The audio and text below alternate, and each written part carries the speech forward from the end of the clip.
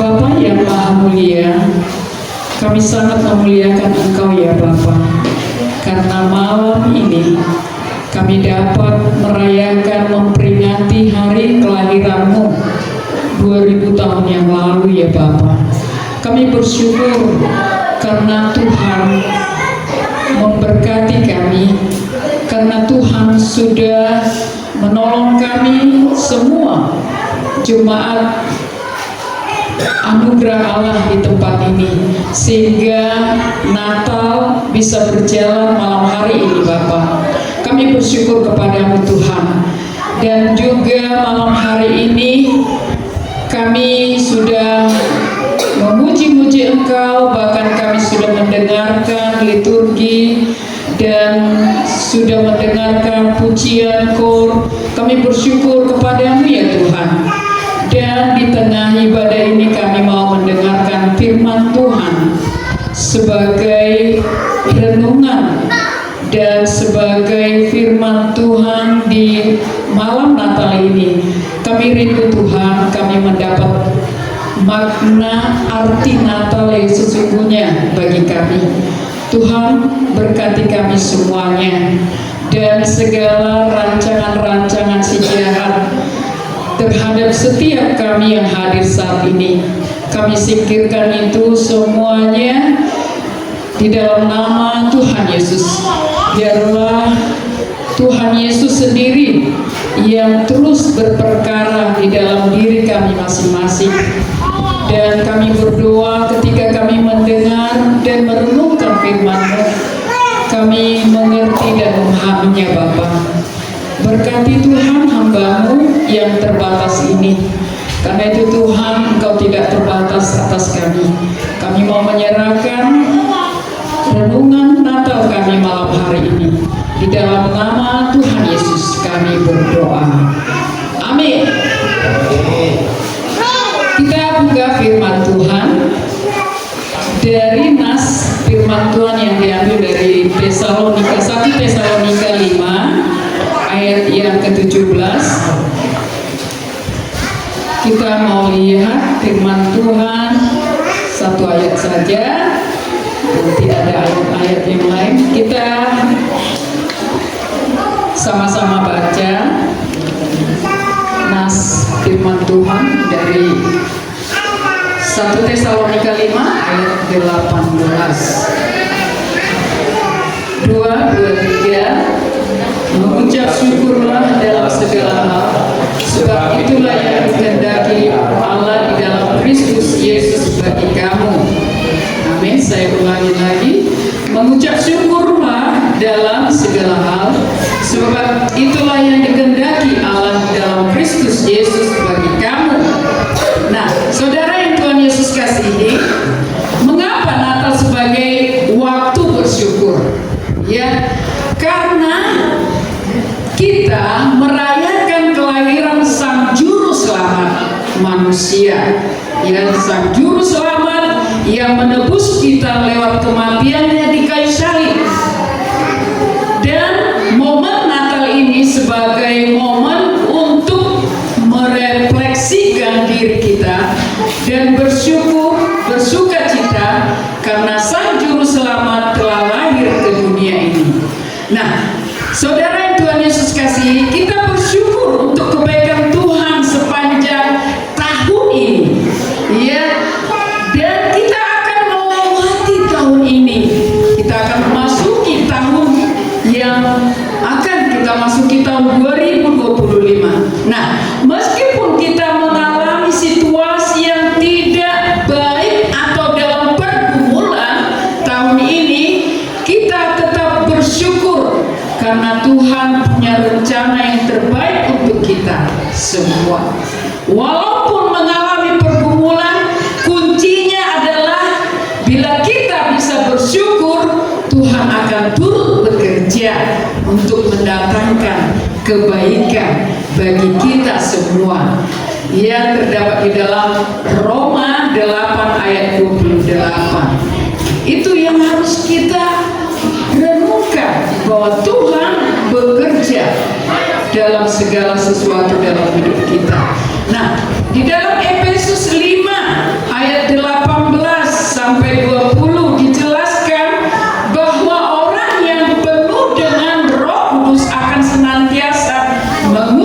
syukur dengan menyanyikan puji-pujian dan mazmur. Dikatakan Roh Kudus yang hidup dalam diri kita selalu memberi sukacita surgawi, sehingga kita dimanapun untuk mengucap syukur setiap saat. Jadi dari renungan ini, dari nas firman Tuhan ini, kita bisa merenungkan. Bahkan di dalam Lukas 17 ayat 15 sampai ayat yang ke-19 dikatakan, di sana diceritakan ada 10 orang, ya, di sana orang kusta yang disembuhkan. 10 orang kusta, tetapi hanya ada 1 orang dari 10 tadi yang datang kepada Tuhan Yesus, yang mengucap syukur dan berterima kasih atas kesembuhan yang diberikan Tuhan kepadanya. Nah, jemaat yang Tuhan Yesus kasih, kita bisa melihat ada banyak sekali di dalam firman Tuhan, di dalam Alkitab ini menceritakan tentang bagaimana kita harus mengucap syukur.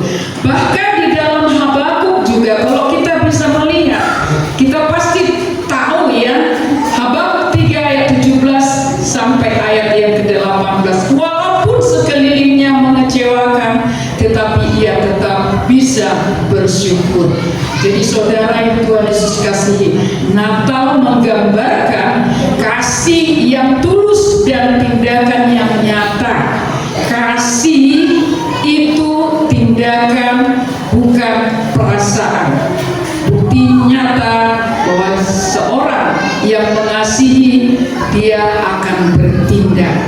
Jadi Natal yang selalu kita rayakan itu punya arti yang lebih dalam lagi.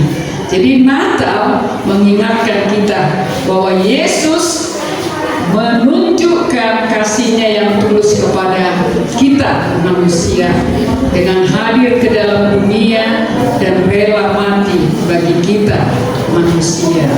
Jadi kita mau di momen Natal tahun ini bukan hanya sebagai perayaan biasa, tetapi kita mau merefleksikan, ya, dan dikatakan di sini tadi dengan subtema itu, kita harus terus mengevaluasi diri kita selalu di dalam hidup kita. Kita sudah ditebus dari belenggu dosa. Kalau kita merenungkan, ya, kita bayar pun, ya, harga penebusan untuk Tuhan dengan milik kita, dengan harta kita, dengan dunia ini sekalipun, itu tidak bisa membayar lunas utang dosa kita. Nah, jadi kita harus bersyukur kepada Tuhan. Kita sudah ditebus dari belenggu dosa. Hal ini yang mendasari rasa syukur kita. Bersyukur juga adalah sikap hidup yang ditunjukkan baik pada saat kita mengalami pergumulan, yang artinya bersyukur dalam situasi sulit. Justru ini menunjukkan bahwa hidup kita ada dalam kuasa Tuhan. Nah, perlu kita ingat bahwa Tuhan lebih besar daripada masalah yang kita alami. Jemaat yang Tuhan Yesus kasihi, kita perlu mengingat bahwa kita sedang menjalani sisa umur yang Tuhan Yesus izinkan kita lalui saat ini. Karena itu kita harus meningkatkan kewaspadaan dalam iman kita kepada Tuhan Yesus. Karena iblis akan terus menghambat kita supaya tidak lulus, juga tidak menang sampai garis akhir, sampai kedatangan Tuhan Yesus kedua kali ke dalam dunia ini.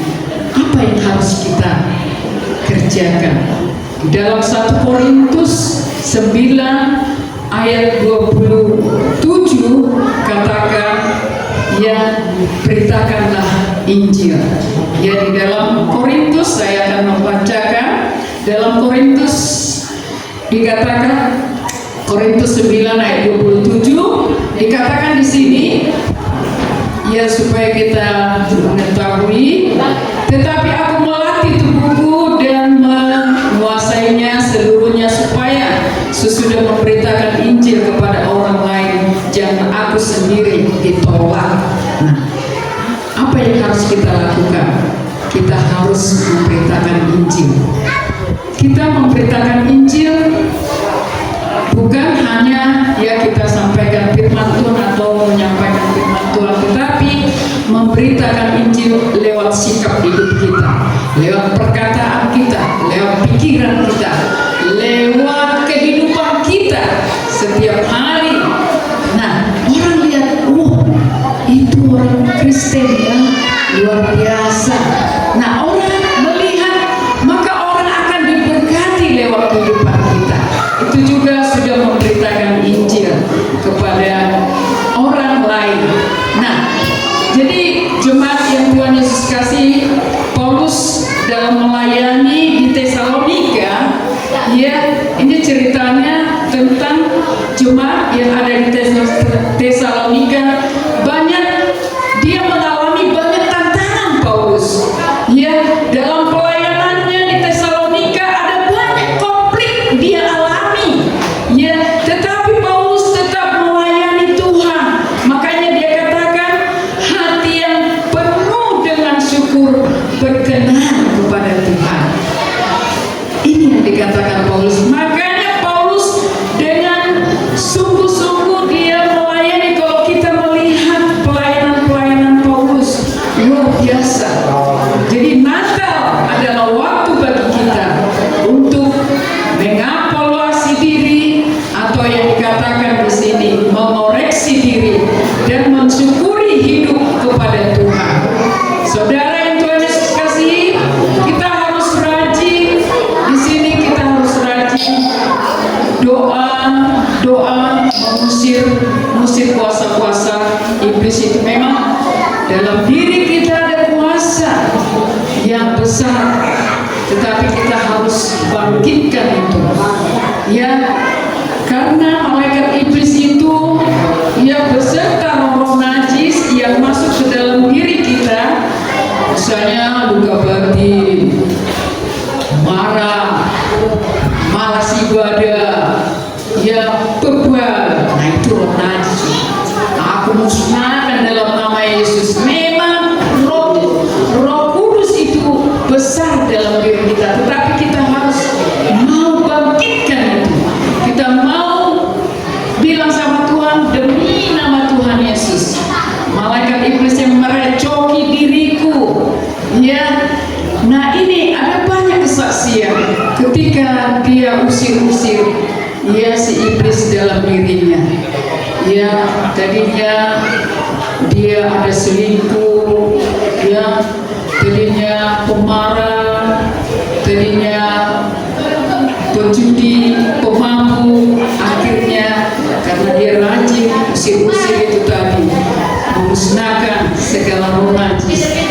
Karena jemaat sama dengan nyamuk. Kalau nyamuk itu kalau nggak kita pasang, nyamuknya akan datang. Jadi kalau kita nggak usir-usir ya iblis itu, maka dia akan datang selalu merecoki hidup kita. Nah, disinilah kita tahu bahwa agenda iblis supaya kita menjadi miliknya. Sama dengan ya di sini kita melihat kalau agenda Tuhan Yesus, dia mau semua kita menjadi miliknya. Amin. Mana yang kita ikuti? Agenda iblis kah atau agenda Tuhan Yesus? Nah, ini yang harus kita lakukan. Nah, jemaat yang Tuhan Yesus kasihi, kita tidak tahu kedatangan Tuhan Yesus yang kedua kali. Karena itu pentingnya kekudusan dalam hidup kita. Dalam menyambut kedatangan Tuhan Yesus yang kedua kali, mari kita semakin memeriksa diri atau mengevaluasi diri kita dan mensyukuri hidup kepada Tuhan. Di dalam 1 Korintus 10 ayat yang ke-10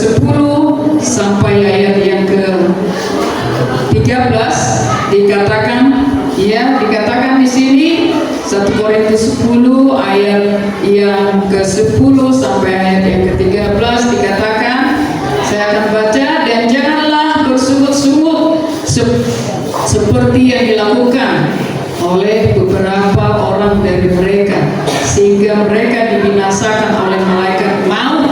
Semuanya ini telah menimpa mereka sebagai contoh dari dan dituliskan untuk menjadi peringatan bagi kita yang hidup pada waktu di mana zaman akhir telah tiba. Dan seterusnya dikatakan pencobaan-pencobaan yang kamu alami ialah pencobaan. Ya, dikatakan pencobaan-pencobaan biasa yang tidak melebihi kekuatan manusia, sebab Allah setia dan karena itu Ia tidak akan membiarkan kamu dicobai melampaui kekuatanmu, dan seterusnya dikatakan di sini.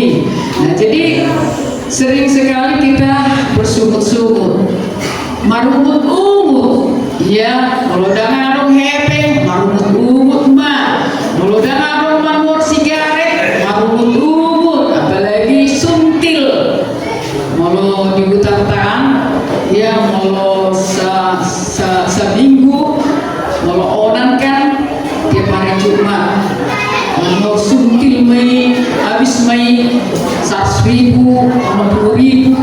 Nah, jadi molongnya sudah umur, apalagi akak ama, kalau dengan sigaret, jadi yang mendokong. Pernah saya katakan ini, coba bapak-bapak, ya apalagi majelis, janganlah merokok. Irau toto, dengan molodang marisa, moto. Sama nih, itu menurut pandangan mereka, padahal bukan. Kalau mereka melakukan kegiatan di ladang, itu nggak akan berkepikiran rokok itu tadi. Nah, ini yang kita lihat marumut-umut. Jadi dikatakan sering kita bersungut-sungut akan beratnya hidup tanpa sadar. Bersungut-sungut menambah beban hidup itu sebenarnya, menambah beban hidup kita. Bersungut-sungut tidak merubah apapun dalam hidup kita, hanya membuat hidup kita menderita. Bahkan dikatakan maut mengintai kita di dalam 1 Korintus 10 ayat yang ke-10 dikatakan tadi. Jadi bersyukurlah kepada Tuhan apapun situasinya. Ucapan syukur membuat kita sukacita. Di dalam Mazmur 103 ayat 1-3, ya, kita bersukacita. Ingatlah selalu akan kebaikannya. Hitunglah berkat yang sudah kita terima sekarang. Sehat itu berkat termahal. Sehat itu berkat termahal. Tidak kena banjir kita, tidak kena gempa, tidak kena putih beliung, ya, tidak kena tanah longsor. Ya, di sini kita bersyukur sama Tuhan karena setiap kejadian itu ada di dalam kontrolnya dari Tuhan. Nah, itu kita fokus kepada Tuhan. Katakan emosi, khawatir, ketakutan. Nah, karena itu semua akan meruntuhkan daya tahan tubuh kita. Jadi hati yang gembira adalah obat yang manjur. Itu kata firman Tuhan. Jadi unang marunut, jangan bersungut-sungut. Bersyukur aja sama Tuhan. Nah, jadi ini kesempatan untuk kita hidup, ya. Jadi ada ilustrasi tentang isi koper, ya. Seorang manusia yang telah meninggal dunia, ketika ia tersadar, ia melihat Tuhan mendekati dirinya dengan sambil memegang sebuah koper di tangannya. Berikut dialog antara Tuhan dengan roh manusia yang mati tadi. Nah, Tuhan berkata, mari kita pergi. Jadi roh menjawab, begitu cepat, tapi saya masih memiliki banyak rencana. Tuhan bilang,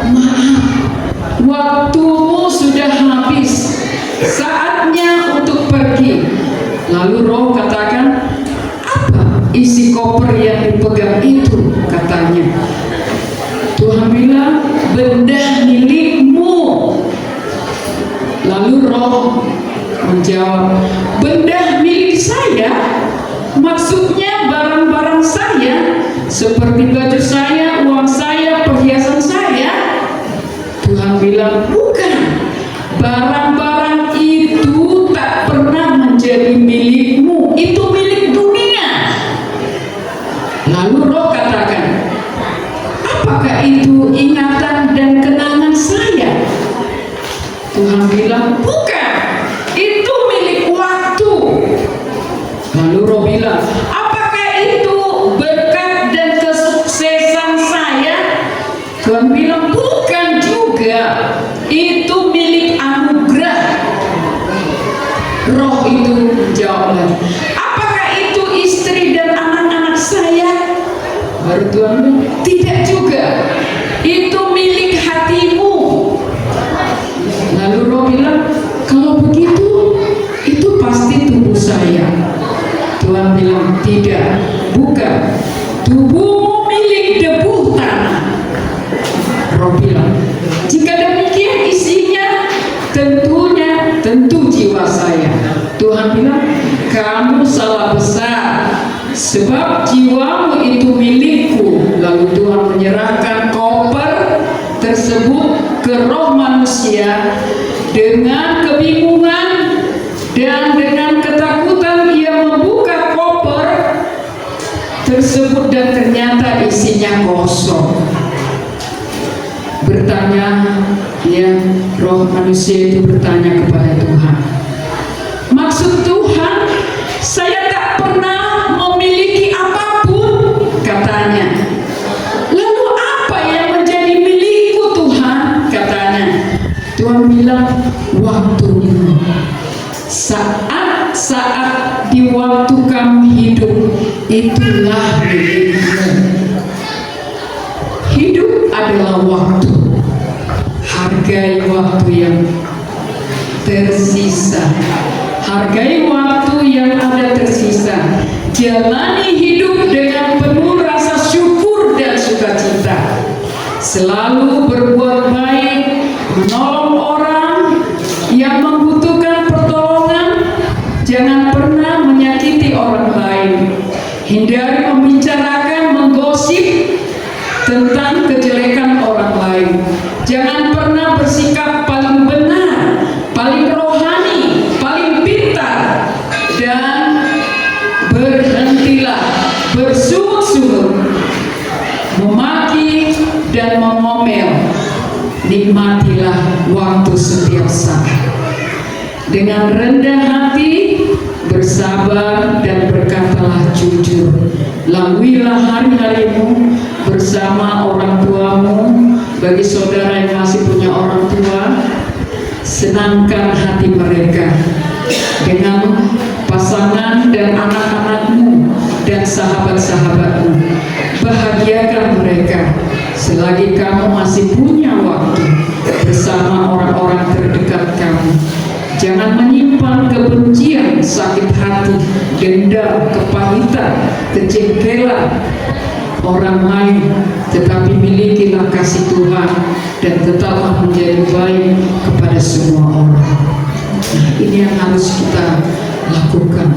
Jadi jemaat yang Tuhan Yesus kasihi, lewat ilustrasi ini kita bisa belajar, ya, bahwa waktu yang Tuhan masih berikan pada kita menjalani itu dengan takut akan Tuhan selalu, dengan mengoreksi diri kita selalu, dengan mengevaluasi diri kita selalu, ya, dengan terus kita bersyukur kepada Tuhan apapun yang kita alami, ya, problema apapun, pergumulan apapun, tantangan apapun yang kita alami, kita tetap bersyukur sama Tuhan. Amin. Siapa di sini kalau dia mengalami pergumulan, dia bersyukur sama Tuhan. Cuma Bapak Ibu, siapa di sini yang suka bersyukur sama Tuhan, walaupun mengalami banyak pergumulan, lebih berat untuk kita lakukan. Terumi memang inami boy mah nama ya nggak tahu mereka pergumulan saya, ya nggak tahu mereka tantangan yang saya hadapi, yang menghadapi jemaat mungkin jemaat yang orang sedikit mungkin mengerti bagaimana situasi di sana. Ya jugul-jugul doh melamar minggu orang ina muda ama itu dia memancing, ya itu dia musim kode yang melari minggu merua di sana markata kan ada itu kartu yang apa itu yang marlata-lata doa doh. Nah itu dia marlata-lata. Nah jadi kalau mar minggu aftar bumi mah semuanya kan lewat tuh sian gereja semua aftar bumi mah belum lewat sudah muncul ya. Jadi semua dia ya ini pergumulan saya bilang kenapa apalagi mau ada acara di gereja ya bawa sesuatu yang hari Kamis itu ada teman datang buat KKR Natal bawa sandal ya bawa snack bawa sembako untuk jemaat itu udah gak datang lagi suaminya anak-anaknya udah diam deh tuh bapak si Maya tuh bapak si wah tuh anakku semua nih alay marmiku udah balasan dia mau nerima berkat gitu aja. Di sini nggak ada kayak gitu kan, nggak ada seperti itu ya, nggak seperti jemaat yang di Sidikal kayak Yesua. Aduh mau setiap orang melayani tempat kami itu pasti bawa sesuatu karena saya bilang ya karena mereka kasihan orang pedalaman, orang ya dusun-dusun pelai sonari delen hancur putus jembatan ya Tanjung itu ya, terus tempat kami baru udah waktu itu musim panas kan, wah panas doh gotong royong gotong royong malah tiba-tiba minggu depannya hujan lebat. Cara menggotong royongin mereka kurang mengerti semua apakan itu tanah-tanah ke tengah, akhirnya hujan pun kayak lumpur lewat kita semua nggak bisa lewat kereta. Untung setiap ada orang yang nolong sini inang kubawakan seperti itu masih lumayan seperti itu. Tapi yang lain anak-anak sekolah ya sudah tahu lah tempat kami itu ada 5 kilo ke sekolah SD SMP 5 kilo, ada juga pulang udah berapa kilo itu. Nah luar biasa. Jadi saya selalu tekankan kita harus terus kita berdoa sama Tuhan ya supaya tidak ada ulur-ulur ya, selalu kita bersyukur sama Tuhan. Kita di tempat ini kita harus selalu bersyukur.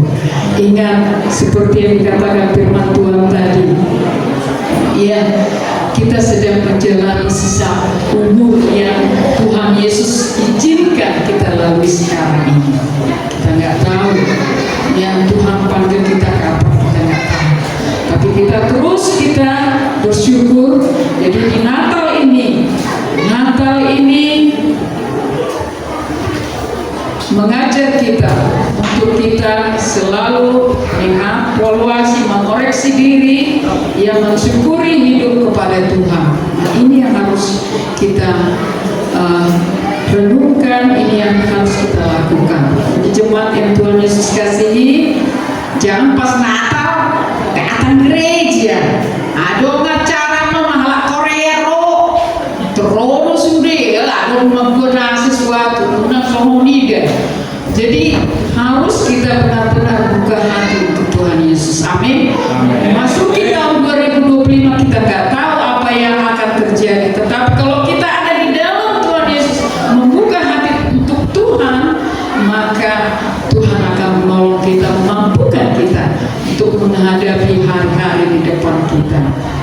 Amin. Amin. Tuhan Yesus memberkati kita.